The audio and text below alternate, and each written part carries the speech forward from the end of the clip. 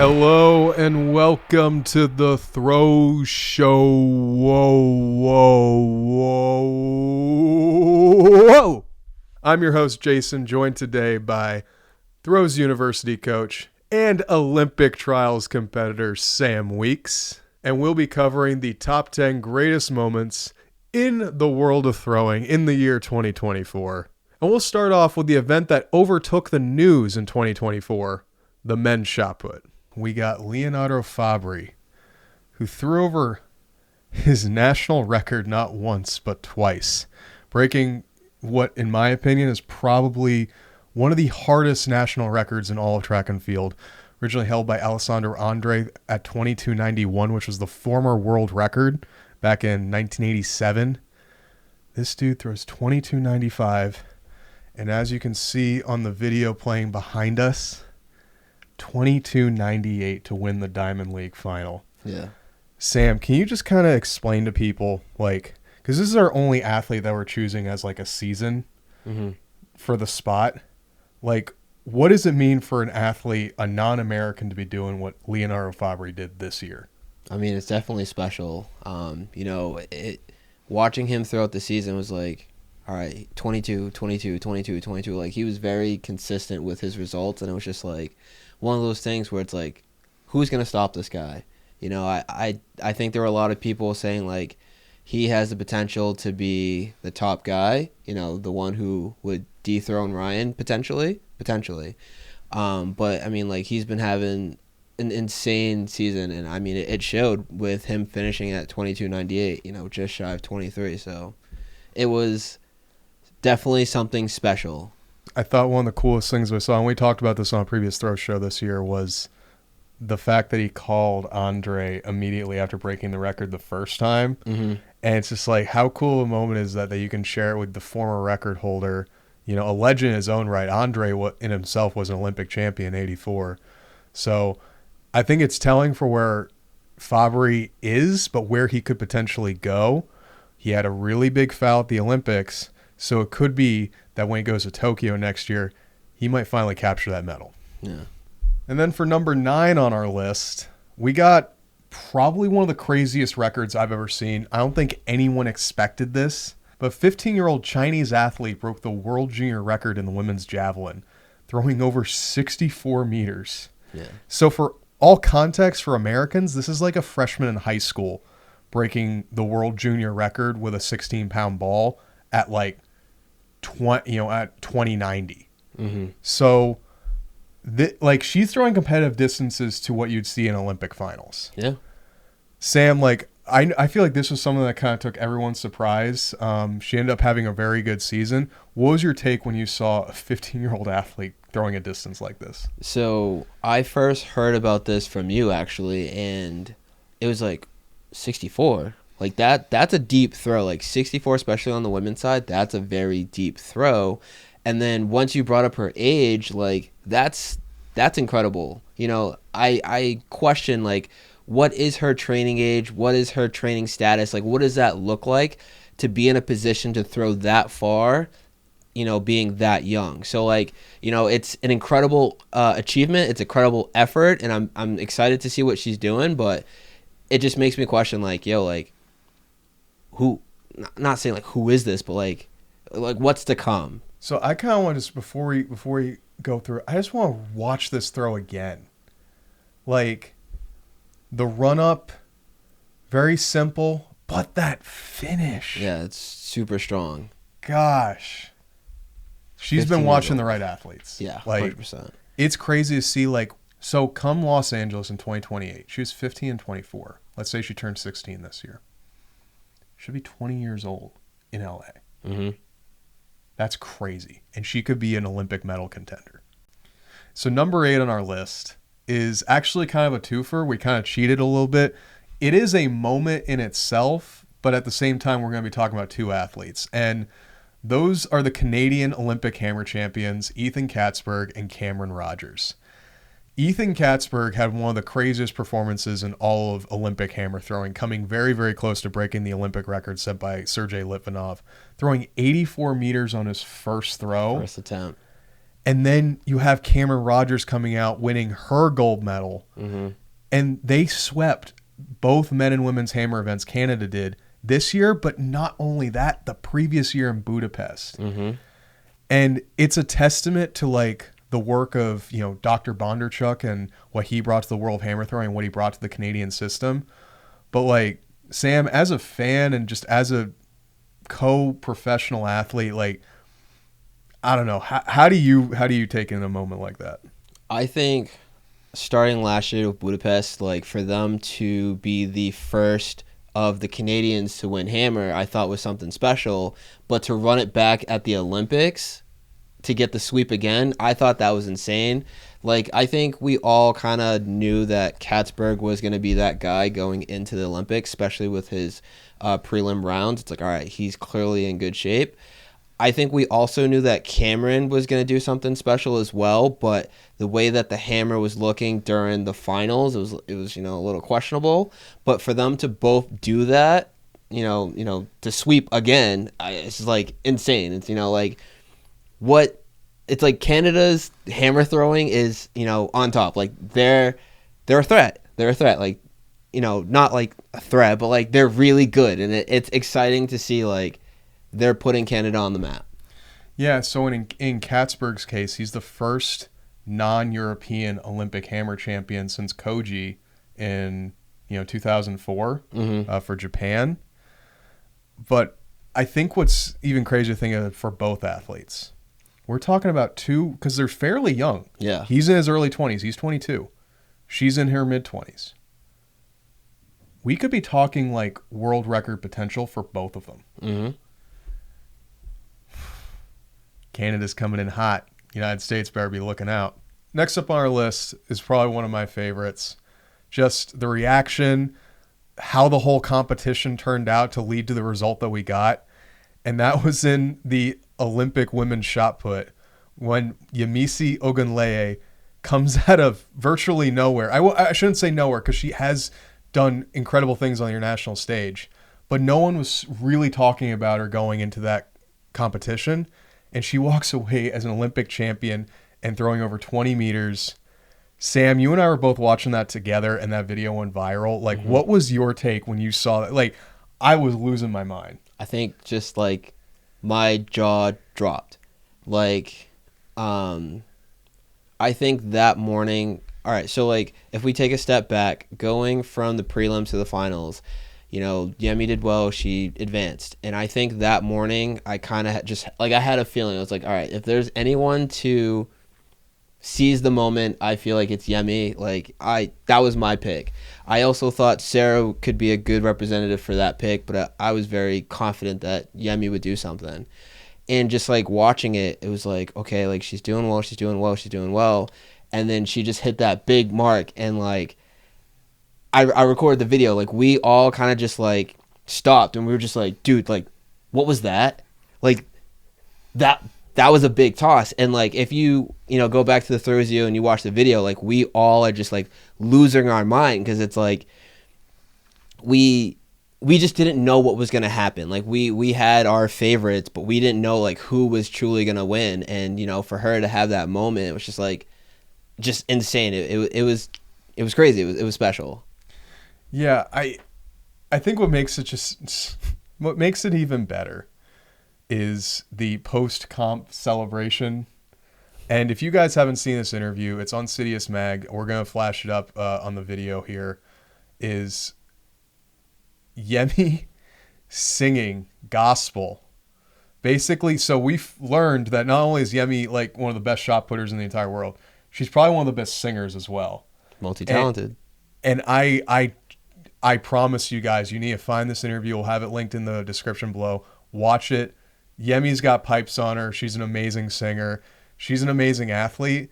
And it's exciting to see what she's going to do in the coming year. Like, she's now in the talks to be like world champion next year, challenging the likes of Chase Jackson, Sarah Mitten. She proved it at the Olympics. Now she can prove it in Tokyo in the next year. Yeah, absolutely. I mean, she's been climbing each year for the past couple of years, and now that she has this Olympic gold, it's like, what's that next, chapter? What's that next step? And, I definitely think she's going to be someone who proves a lot she's going to back this up essentially. Dude, here's something we haven't even talked about with Yemi. She is actually the first Olympic champion women's shot putter who spun. Mm-hmm. Literally everyone throughout history has always glided. Mm-hmm. So what does this mean for women's shot put? Knowing that not only was she a spinner that won, but the entire medal stand were all spinners. Yeah. I think we've already kind of seen it that the rotational technique is taking over shot put in general. But like you said, this is our first Olympic champion on the women's side to use that technique. And I think that's just going to be the catalyst, moving forward. Not saying that there won't be a glider, who challenges that in the future, but I think moving forward, the rotational technique is going to be the staple. So I was talking about earlier how the last one was kind of like, special for me. I thought it was super cool. We both saw it was super cool. This one is like legitimately like heartfelt, special to both of us. It means a lot because we know this person very well, very deeply. We trained with this person for years, and that's Yaime Perez. And back in April, we went out to a little town in Oklahoma, and we saw some stuff, which might be a preview for what you'll see later on in this video. But garage strength athlete, former world champion, Olympic bronze medalist Yaime Perez steps into Ramona, Oklahoma, and throws the farthest discus throw we've seen since 1989. Mm-hmm. Sam, what did that mean to you when you saw that in person? It was sick. Honestly, like it's a very special moment for her. I think it was a very special moment for Dane.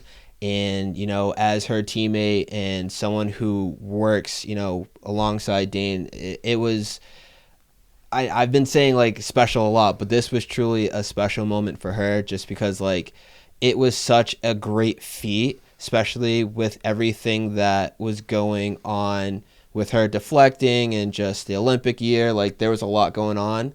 So for her to go out there and have, such a outstanding, competition, it was special. It was, it hit home.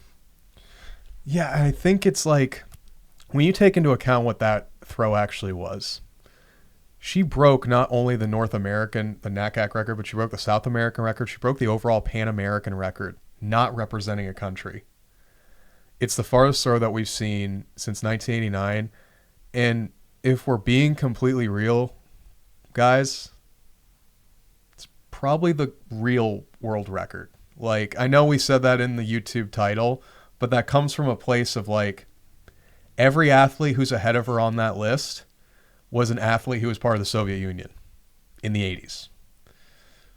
And we all know like what that system was. So while it doesn't say world record on paper, like in our mind, like Yaime did what no other woman has been able to do clean. And that's throw over 73 meters. Mm-hmm. But as you'll see later on in the video, that wasn't the farthest throw that weekend, crazy as it is. Yeah. And it's going to be exciting because she's getting closer to potentially getting citizenships. So hopefully we'll see Yaime at a major next year. And for the next one on our list, we're sticking with the women's discus because at the end of the day, records are great. Records are made to be broken, but champions are forever. And Valarie Allman has stated her claim as one of the greatest women's discus throwers of all time by doing what the previous champion has done, and that she defended her Olympic title from Tokyo in Paris, just like the bronze medalist Sandra Elkasevich did in 2012 and Rio. And so this doesn't happen too often in the sport. But like when you think about Val's journey from 2022, 2023, she was expected to win both those championships, but walked out the other side not with gold. Mm-hmm. So like, can you kind of give me like the mental perspective of an athlete to come back like she wanted to prove her dominance, but just couldn't squeak out the win the last two majors, but then finally comes out into Paris, wins, and then she also finishes out with an undefeated season. Yeah, so I think Val went into this competition just knowing exactly what she wanted to do. I think she was very motivated. I think she was very hungry, and it showed. She went in there, she dominated, and she claimed, gold. She ran it back to back. So I think, there was a clear mission, especially with, what happened at the major championships, years prior. It's like, all right, I know what I got to do. And I feel like that's what she did. I think in previous years, Val really likes to celebrate, when she hits a big mark. I feel like she didn't do that this time, until the competition was over. So that's how, as me as a coach and an athlete, I knew she was locked in. She knew what she had to do, and she went out there and she did it. Yeah, I think it's showing her maturity as an athlete. At the end of the day, this is a business. The goal at these meets and in the sport is to win. Because if you win, you make more money. You make more money. Now you're that's the goal. That's ultimately the goal of being a professional athlete, right? You want to be the best. But in this instance, this is where a championship can potentially trump a record. And dude, it's going to be a dogfight for women's discus next year. Because, keep in mind, yes, Lagi didn't make it to the Olympics this year, but Lagi's still out there. She's still training, and she is the 23 world champion. She's one of the very few people to have beaten Val in the last 2 to 3 years. And, potentially we could hopefully see Yaime in that play too, but we also have Sandra and we have Bin Fang. Yeah. All these women could win on the day, and that's what makes the sport exciting. Absolutely. There were so many amazing things that happened this year that you're just noticing is kind of flooding the list, but they're all crucial to the history of our sport. And one thing that we just didn't expect was we were expecting a dogfight, I should say, for the men's discus title in Paris. I just don't think we expected the right person to walk out on top. Because you and I were doing our predictions, and literally everyone had the medal stand set. They thought it was going to be some assortment of Christian Shea, Mykolas Alekna, and Daniel Stahl. But who actually walked out the champion and new Olympic record holder was Rojé Stona.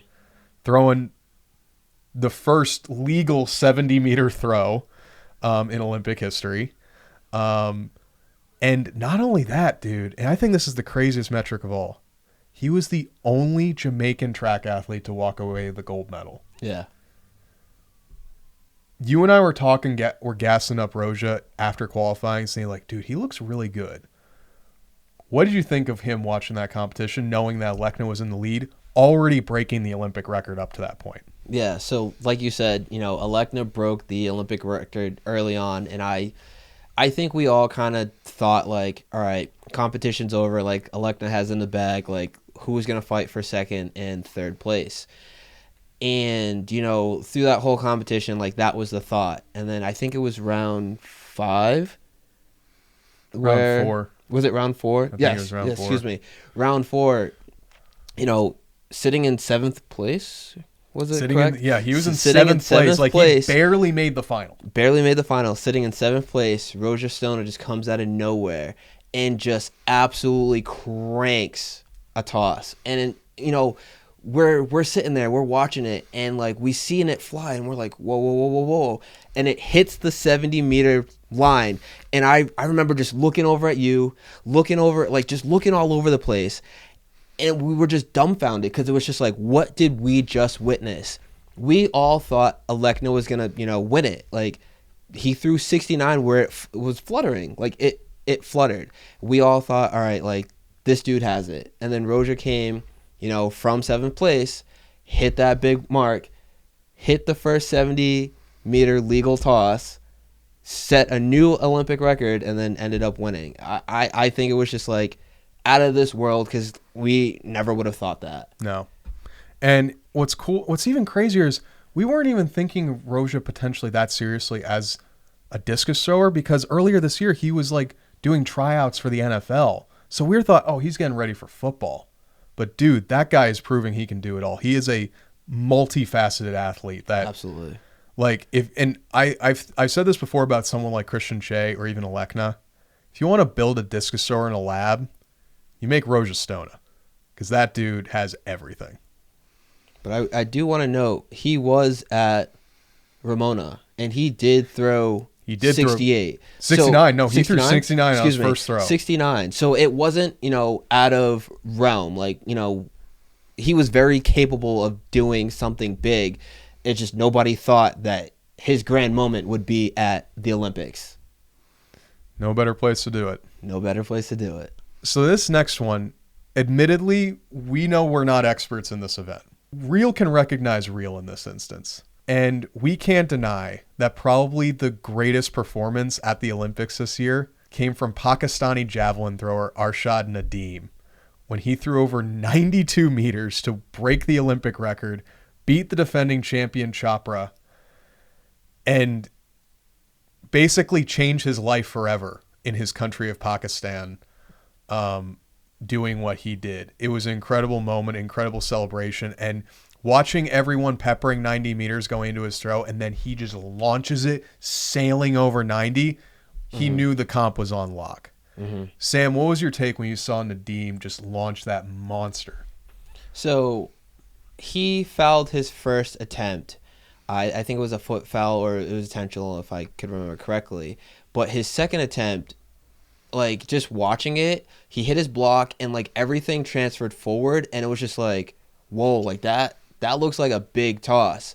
And then it ended up being over 92, and he actually had the greatest velocity going into that throw. So it was like, it wasn't surprising, but it was totally surprising, because like, I think we all kind of knew Nadeem could do something, but like we all thought Chopra or like Anderson, like we were thinking like those guys, and Nadeem literally came out of nowhere and just hit that, that 92 meter toss, and he ended up winning. He put a lot of pressure on who we thought was going to win, and they couldn't respond.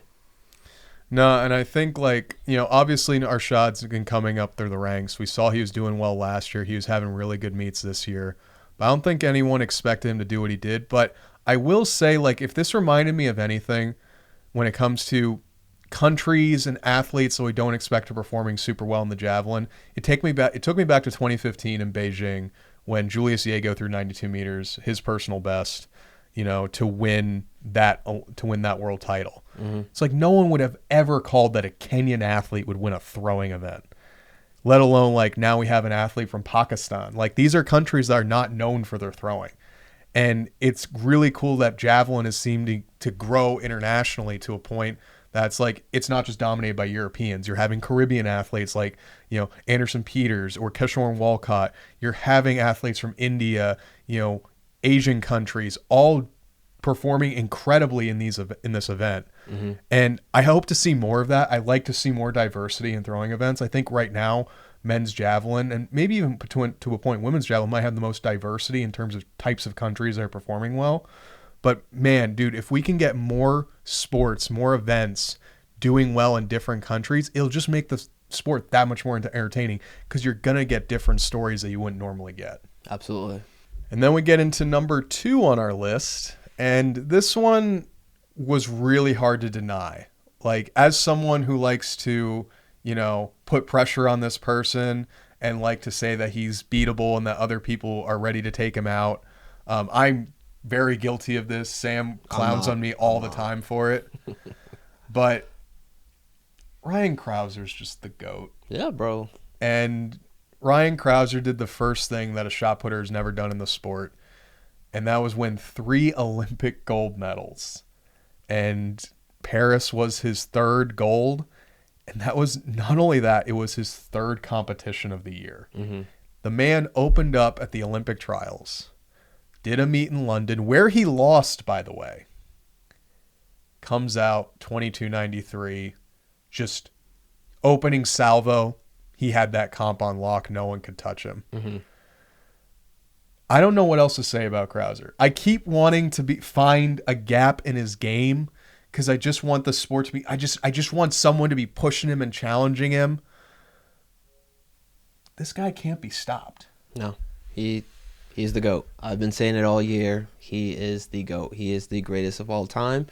He can do it with the traditional technique. He can do it with the Crouser slide. He can do it with his new makeshift Fabry start slide combination. He is the greatest shot putter of all time, and he has consecutively won 3 gold medals. The other thing we also got to add is, because he only did 3 competitions, he was injured most of the year. He was hurt. So you can't even beat an injured Crouser. An injured Crouser can still throw 22.90 plus. at the biggest comp of every 4 years. Crouser, if you're listening to this, I'm sorry.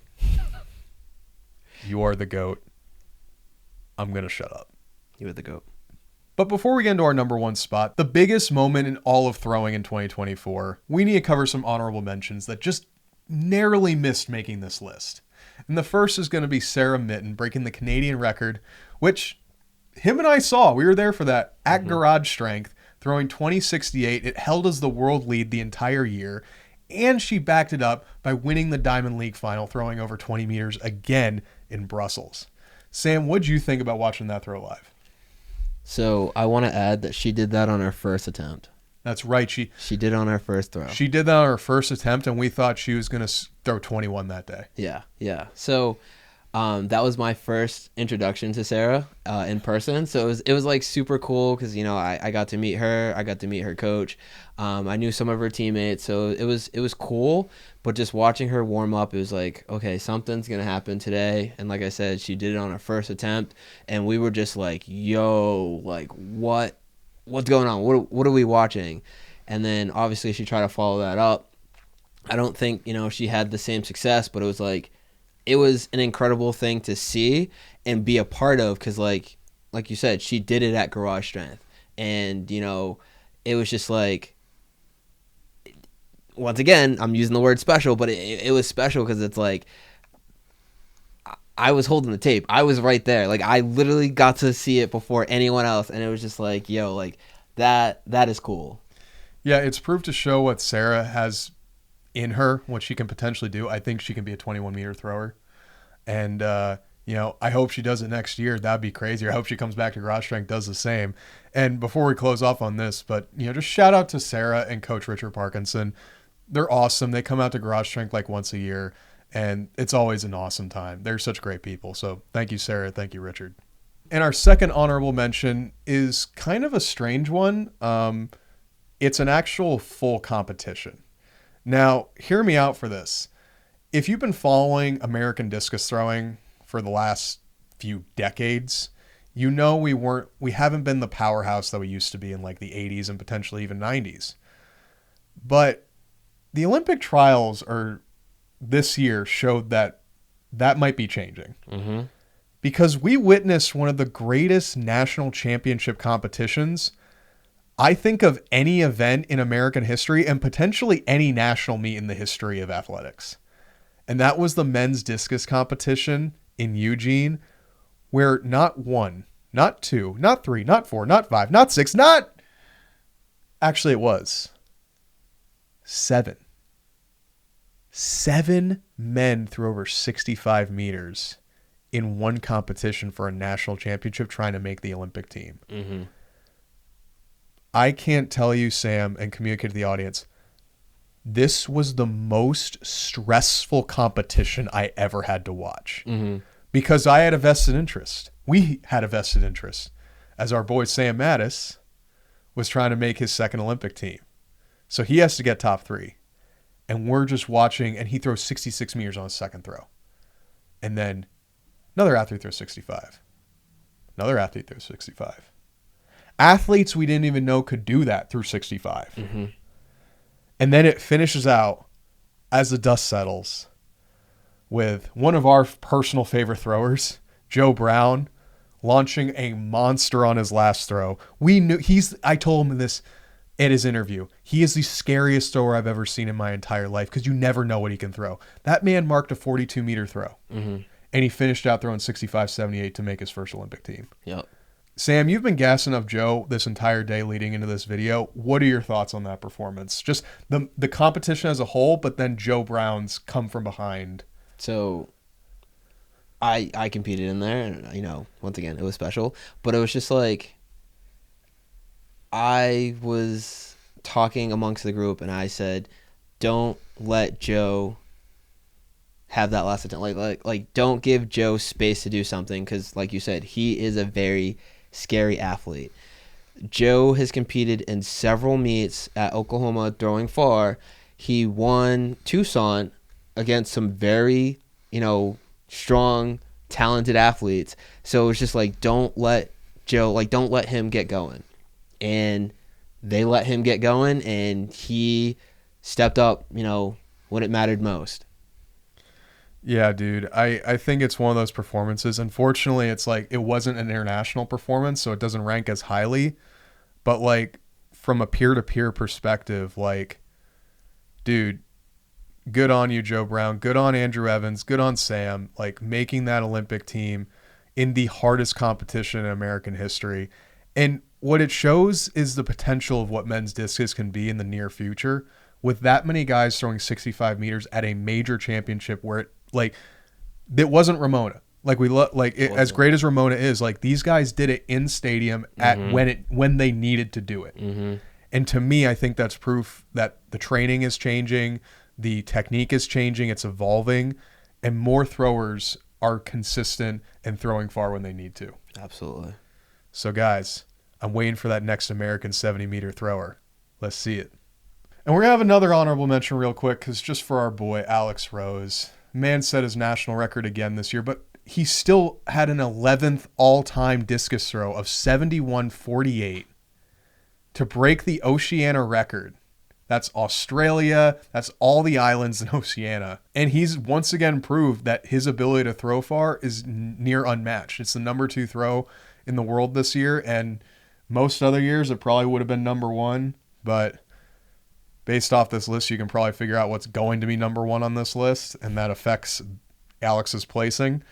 But Sam, what was your take? Because we were with him at Ramona where he threw over 68 meters. He had a good meet, but it wasn't what he was hoping for. Mm-hmm. And then I remember I was getting dinner or lunch with somebody and we were getting ice cream together, and I just got a message like, Alex 71.48. Yeah.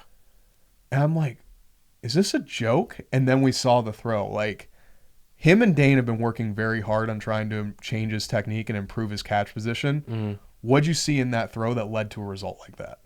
So I think you already said it. They worked on getting a high point and just being in a position where Alex can catch the discus deeper. But I think a big thing was he was just calm. He was relaxed. He just went out there and just had fun. And the results showed he went over 71. It was a big toss. So it's just like a very cool moment for Alex, Dane, and just like everyone who's associated with that. It was just like, dude, like he just went huge. So I think it was a cool moment. Shout out to Alex Rose. Also, if you ever had a chance to meet him, one of the nicest guys you'll ever meet. Salt of the earth, dude. Sam, we're finally there. It's been a long one, but we made it. It's been a long year, but we made it. And now we're going over the biggest moment in all of throwing in 2024. And it was a world record that you and I had the privilege to witness. I had the privilege to film it. And that was Mykolas Alekna doing what his father could not and break the world discus record set by Jürgen Schultz in 1986. He did it at 21 years old. Mm-hmm. Threw 74 meters, 35. That video of him throwing has been analyzed to death by multiple people. What can you say about that throw that hasn't been said? That hasn't been said? I don't know, but it's the greatest discus throw of all time. 74 plus, like, greatest throw. And the crazy thing is, like you said, we were right there. We were maybe like 3 feet away from the throw. You filmed it on your camera. I filmed it on my phone. That throw literally was everywhere. It was crazy. And like, I think another crazy statistic is every toss he had was over 70 meters. Yeah, I don't know if that's ever been done before. I think it's been done once. Done once? I think it's been done once before, but it was just like I think we all knew that he was going into that competition to throw far. Potentially to challenge a world record. But to have every mark go over 70. And like potentially he had a really big warm-up throw that was maybe even further than the world record. But it was just like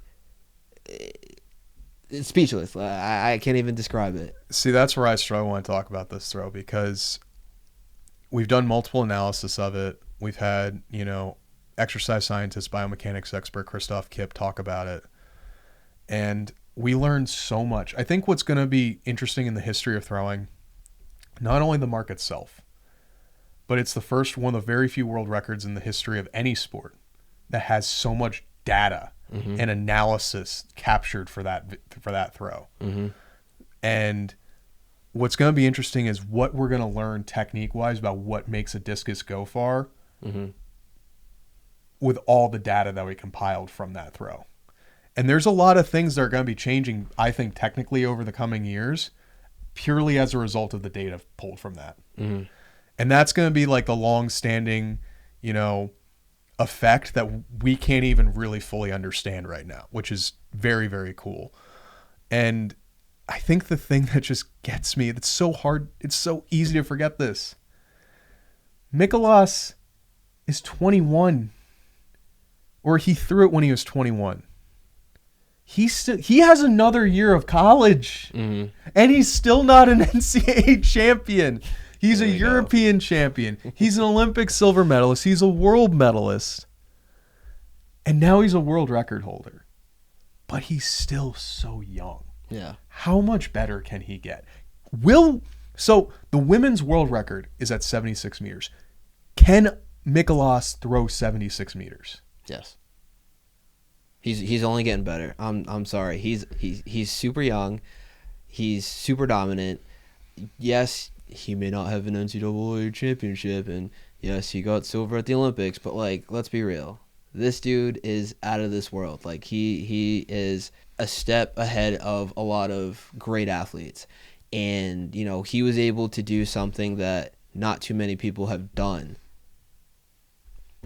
He's just going to keep getting better. I think the only thing that will derail him is injury, and I don't wish that on anyone, but I think, he is in a great system with, both of his coaches. I think they're just only going to improve what he's already done so far. So, I say yes. Yeah, and speaking of his coaches, shout out to Coach Mo at Cal and Montes out of Lithuania. You guys got him to where he is, and, he couldn't have done it without you. So, as much as we love appreciating the athletes, the coaches impact the athletes' performance in a way that's very, very even hard to comprehend. So, that's it for our list for 2024. What do you think? Did we miss something? Are Sam and I grossly out of touch? No, Jason. The audience is wrong. Let us know in the comments below. In all seriousness, if you want to compete at your best this season, make sure you pick up a throws program from throwsuniversity.com. Or if you'd like to improve your technique, you can get a technical analysis from my friend Sam here. Might I mention, Olympic trials competitor and former Division I throws coach. So you can drop some bombs. Peace!